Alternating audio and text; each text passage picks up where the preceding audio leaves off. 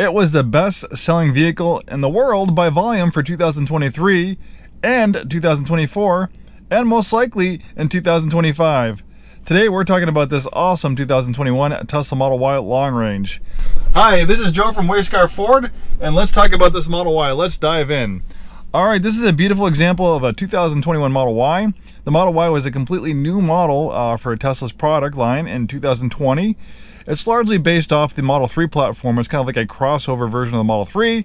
But with the Model Y, you gain a lot more interior space, a lot more cargo space. And it's just generally a better form factor for most people, America. And it looks like the rest of the world, we're quickly becoming in love with crossover SUVs. We buy these things more than anything else. That's why the Model Y is the best-selling vehicle in the world. This has some extra special software that comes with the vehicle.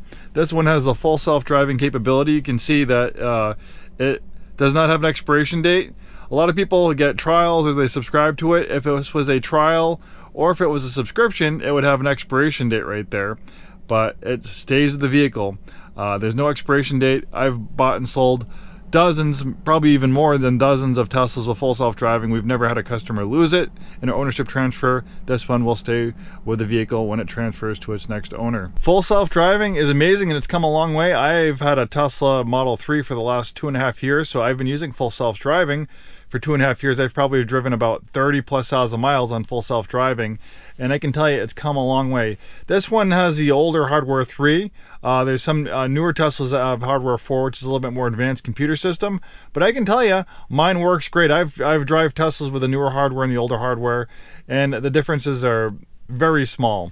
And it continues to get better. When I first started using the full self-driving, it was needing a lot of supervision. I was constantly intervening, shutting it off every couple miles, just because it was just having a hard time, but it has come very far. The amazing thing about the full self-driving capability is that there are hundreds of thousands of these Teslas on the road with people using the full self-driving software. Tesla anonymously collects that data and they use it to improve the software. So it's like a perpetual flywheel. Tesla uses the data, they make it better, they improve the software, they send out an over-the-air update. People get the update, they download it in their car, they drive more with the improved software, and then they use that data to improve it even more. So every couple months you get an update for the full self-driving and it gets better and better.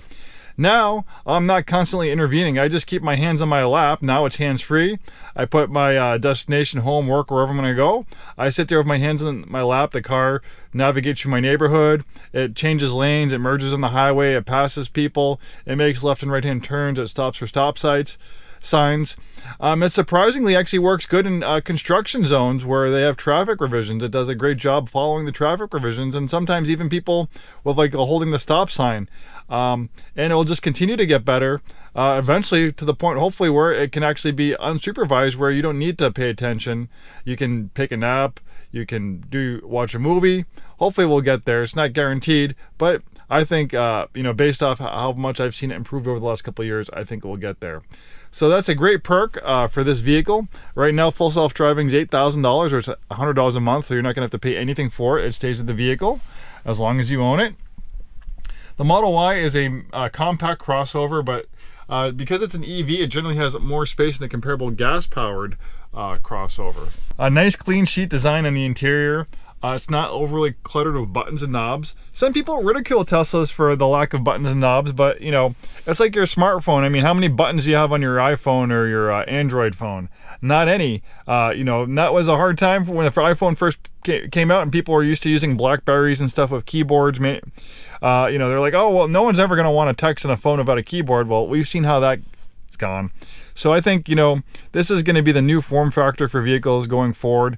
We're seeing, car manufacturers slowly creep toward this new design. We can see, each new model with increasingly larger screens with other manufacturers. Obviously, Tesla has taken it to an extreme with having the majority of the functionality in the screen, but it's like using an iPad.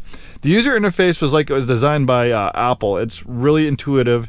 You'll get the hang of it. There's a lot of voice commands. There's 140 different voice commands, so you can make changes to the vehicle without even taking your eyes off the road. Here's one example. Wipers on 1. Wipers off. So I could go on and on about all those voice commands. And the thing with this screen, it's infinitely reconfigurable. When you have hard buttons and knobs, those are there forever. There's no changing them. This screen is constantly getting updated and improving the display. And even my Tesla, even though it's a 2019 with the over-the-air updates, it keeps my vehicle relevant. I don't have like the fastest and latest processor. I don't have everything, but my car has stayed relevant and it's improved. It's gotten updates. It's gotten better over the years. Usually other vehicles, they just get older and more obsolete. Tesla's over-the-air updates keep them relevant. My car can now park itself. When I first got my car, it could not park itself, but with the full self-driving, you also get Autopark. It can parallel and perpendicular park, and it does it amazingly well. It does it so well that I am lazy and I just let the car park itself. It works so good. And little things like that might not seem like a big deal, but when you get spoiled by it, it's going to be hard to go back. You can play video games. You can't do this while you're driving, but great while you're supercharging or waiting. Tesla has an amazing supercharging network. This has a fully charged range of about 300 miles, so unless you are a hardcore driver, it'll be probably pretty far and few between when you're going to have to supercharge. You can use this lightning bolt and locating superchargers. There's let's see, 1, 2, 3, 4, 5, 6 supercharging locations within 10 miles of us.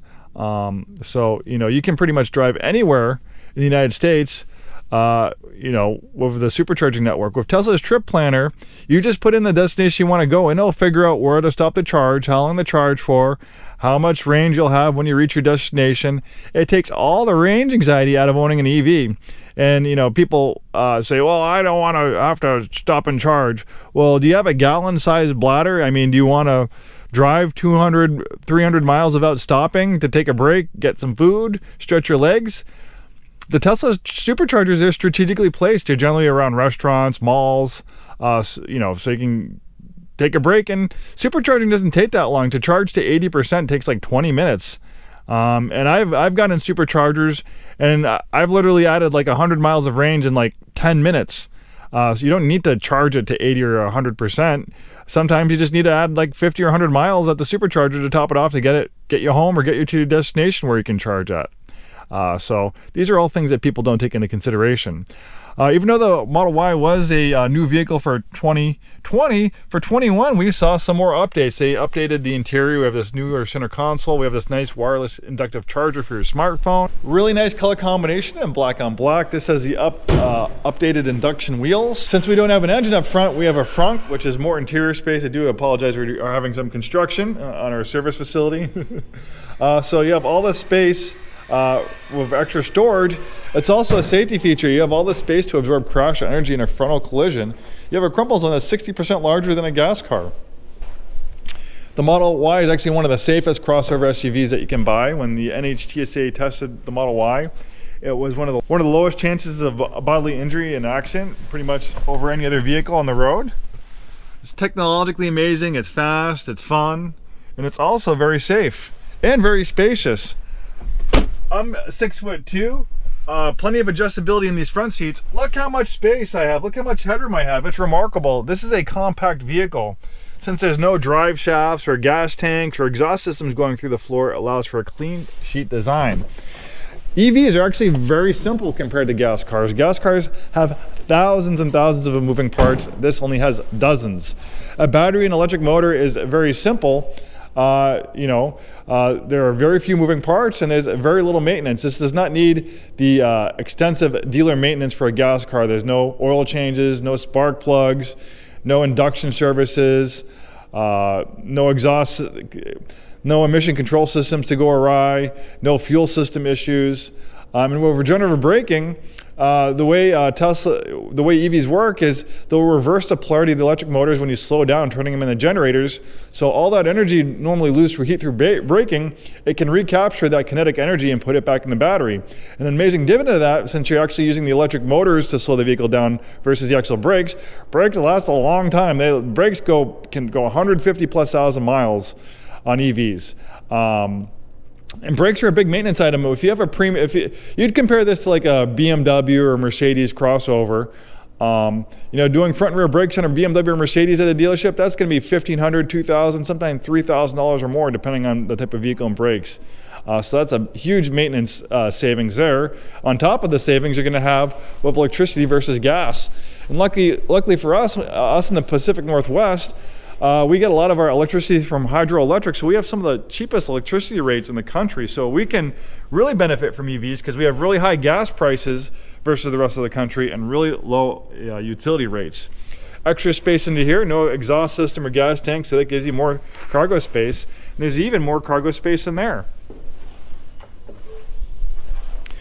And the jury's also out on how long EVs last. I mean, I think people are saying, oh, what are you going to do when the battery goes bad? Well, this has a long warranty in the battery. It has a balance of an 8-year, 125,000 mile in the battery and drive unit. So you might not even own this vehicle anymore by the time the battery's out of warranty. But now that there are millions of Teslas, millions of EVs on the road, and Teslas have been in production since 2012. There are plenty of examples of Teslas with 200,000, 300,000, 400,000 miles on them on the original batteries, and battery degradation is actually proving to be very minimal. There are Teslas that have 200,000 miles on them and the batteries are still charging to 90% capacity. So generally the way batteries work is that you'll notice the maximum amount of degradation, like in the first 40 to 50,000 miles. You'll see about 10% degradation, and then it kind of levels out, and it doesn't really get much worse than there. So, there's a lot of misinformation and scare tactics trying to get people not to buy EVs. Obviously there's a lot of hate right now in the media for Elon. I mean, I've been following Elon, since 2008 when the first Tesla Roadster first came out. Before, when he was kind of a Silicon Valley nerd, not a MAGA champion and Donald Trump's right-hand man like what's going on today. But, like everything, I don't want to get into politics, but, there's 140,000 people that work at Tesla. A lot of them have different political beliefs. They make amazing vehicles. Don't spite yourself. Don't deprive yourself of a great vehicle just because you don't like one person or what people say about them in the news. Just like movie stars and rock stars, I'm not going to stop listening to someone's music or stop watching someone's movies just because they have different political beliefs. We all have different beliefs. Our coworkers, our family members all have different beliefs. But let's focus on the core product. Is it an amazing vehicle? Yes. Is it unlike anything else on the road? Yes. Is it the best-selling vehicle in the world? Yes. So there are a lot of reasons to buy a Model Y, a lot more reasons to buy or consider a Model Y versus not. Well, that's my little spiel. Thanks for watching and have a great day.